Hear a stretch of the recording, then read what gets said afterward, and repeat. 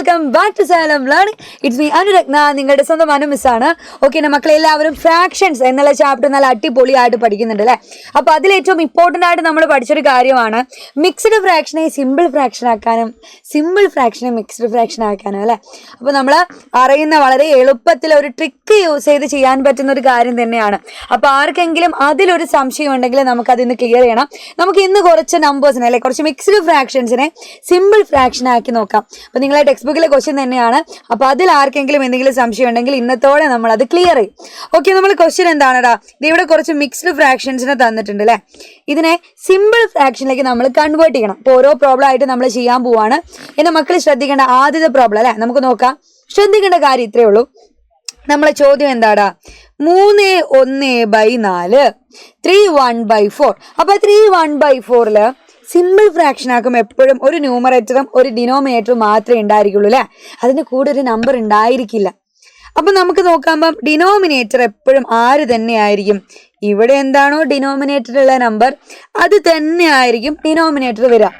ഇനി ന്യൂമറേറ്റർ ആരാണ് എന്ന് മാത്രം നിങ്ങൾ ശ്രദ്ധിച്ചാൽ മതി. ന്യൂമറേറ്റർ കണ്ടുപിടിക്കാൻ എന്ത് ചെയ്യണം? ഇത്രയേ ഉള്ളൂ. ഈ 4നെ 3 കൊണ്ട് മൾട്ടിപ്ലൈ ചെയ്യുക. 4 × 3 എത്രയാണടാ? 12. 12നോട് ഇവിടെയുള്ള മുകളിലുള്ള 1 ഇല്ലേ, അത് കൂട്ടി കൊടുത്താൽ മതി, ആഡ് ചെയ്യുക. അപ്പൊ ആഡ് ചെയ്തു. അപ്പൊ നമുക്ക് എത്ര കിട്ടി? 12 + 1 എന്ന് പറഞ്ഞാൽ 13. 13/4 എന്ന് കിട്ടിയിട്ടുണ്ടായിരിക്കും. അപ്പൊ ഇത് 13/4 എന്നുള്ള രീതിയിൽ ഫ്രാക്ഷണൽ ഫോമിലേക്ക് ഞാൻ എഴുതിയിട്ടുണ്ട്. ഇതിനെ ഇനിയും ചെറുതാക്കി എഴുതാട്ടോ വേണമെങ്കിൽ. അപ്പൊ നോ ചെറുതാക്കി എഴുതാൻ പറ്റുമോ? ഇല്ല, ചെറുതാക്കി എഴുതാൻ പറ്റൂല. അപ്പൊ ആ ഒരു രീതിയിലായി. ഇനി രണ്ടാമത്തെ ഇങ്ങനെയുള്ള വലിയ ഫ്രാക്ഷനെ നമുക്ക് എന്താക്കാം? കുഞ്ഞി ഫ്രാക്ഷൻസ് ആക്കിയിട്ട് ചെറുതാക്കി എഴുതാം. ഇവിടെ നമുക്ക് ഈ ഒരു ഫ്രാക്ഷൻ ഒരിക്കലും ചെറുതാക്കി എഴുതാൻ പറ്റില്ല. അടുത്ത ചോദ്യം നോക്കിയാൽ ഇതേപോലെ തന്നെയാണ് ചെയ്യേണ്ടത്, ഒരു മാറ്റവും ഇല്ല അല്ലെ? ക്വസ്റ്റ്യൻ എന്താന്ന് നോക്കിയാൽ മതി. ക്വസ്റ്റ്യൻ എന്താ? 7/2/3. അപ്പൊ നമ്മൾ പഠിച്ചു എപ്പോഴും ഡിനോമിനേറ്ററിൽ ആരേ വരൂ? ഇവിടുത്തെ ഡിനോമിനേറ്റർ ആരാണോ അവൻ തന്നെ. ന്യൂമറേറ്റർ കാണാൻ എന്ത് ചെയ്യണം? ദേ ഇവിടെയുള്ള 3നെ 7 കൊണ്ട് മൾട്ടിപ്ലൈ ചെയ്യാ. 7 × 3 എന്ന് പറഞ്ഞാൽ 21. 21നോട് ഈ 2 എന്ത് ചെയ്യണം? ആഡ് ചെയ്യണം. അപ്പൊ എത്ര പേരോടാ? 23/3. വളരെ സിമ്പിൾ ആണല്ലേ? അടുത്ത നോക്കിക്കാൻ നിങ്ങൾ 9/4/9. 9/4/9. അപ്പൊ നമുക്ക് എപ്പോഴും ഫ്രാക്ഷനിലേക്ക് മാറ്റുമ്പം ഇവിടെയുള്ള നമ്പർ ആരാണോ അവൻ തന്നെയാണ് ഡിനോമിനേറ്ററിൽ വരിക. ദെൻ നമ്മൾ ന്യൂമറേറ്റർ കാണാൻ എന്ത് ചെയ്യണം? ഈ 9നെ 9 കൊണ്ട് മൾട്ടിപ്ലൈ ചെയ്യുക. 9 × 9 81. അതിന്റെ കൂടെ നമ്മളിതാ ഈ തൊട്ട് മുകളിലുള്ള ന്യൂമറേറ്റർ ആഡ് ചെയ്ത് കൊടുക്കുക. അപ്പൊ എത്ര കിട്ടിയടാ? 85/9. കേട്ടോ, നമ്മൾ അതിനെ ഒരു സിമ്പിൾ ഫ്രാക്ഷനിലേക്ക് മാറ്റി. അടുത്ത ചോദ്യം നോക്കിക്കേ നിങ്ങൾ. ഇത് 3/1/6 അല്ലെ? വളരെ സിമ്പിൾ ആയിട്ട് ഫാസ്റ്റ് ആയിട്ട് നമുക്ക് കണ്ടുപിടിക്കാം. ഡിനോമിനേറ്ററിൽ ആരാണോ അവൻ തന്നെയായിരിക്കും ഫ്രാക്ഷനിൽ അല്ലേ? നമ്മൾ സിമ്പിൾ ഫ്രാക്ഷൻ ആക്കിയാലും ഡിനോമിനേറ്ററിൽ വരിക.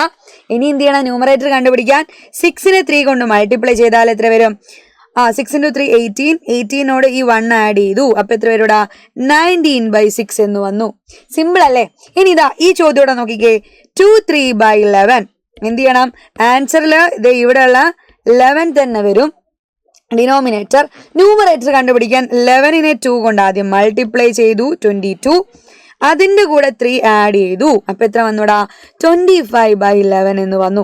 അപ്പോൾ വളരെ സിമ്പിൾ ആയിട്ട് നമ്മൾ മിക്സ്ഡ് ഫ്രാക്ഷനെ സിമ്പിൾ ഫ്രാക്ഷനിലേക്ക് കൺവേർട്ട് ചെയ്തു. അപ്പൊ ഈ ഒരു ടെക്നിക്ക് എപ്പോഴും എന്ത് ചെയ്യുക? മൈൻഡിൽ ഉണ്ടായിരിക്കുക. ഇനി എൻ്റെ മക്കളെ ബോർഡിൽ കാണുന്ന ഒരു പ്രോബ്ലം ചെയ്ത് നോക്കാം. എന്നിട്ട് നിങ്ങൾക്ക് ഈ ഒരു രീതിയിൽ ചെയ്തിട്ട് അതിനുള്ള ആൻസർ കിട്ടിയിട്ടുണ്ടെങ്കിൽ നിർബന്ധമായിട്ടും നമ്മളെ കമന്റ് ബോക്സിൽ വന്നിട്ട് പറയാം. അപ്പൊ അതുപോലെ ഫ്രാക്ഷൻസിൽ ഏതെങ്കിലും സംശയം ഉണ്ടെങ്കിലും നിങ്ങൾക്ക് പറയാം.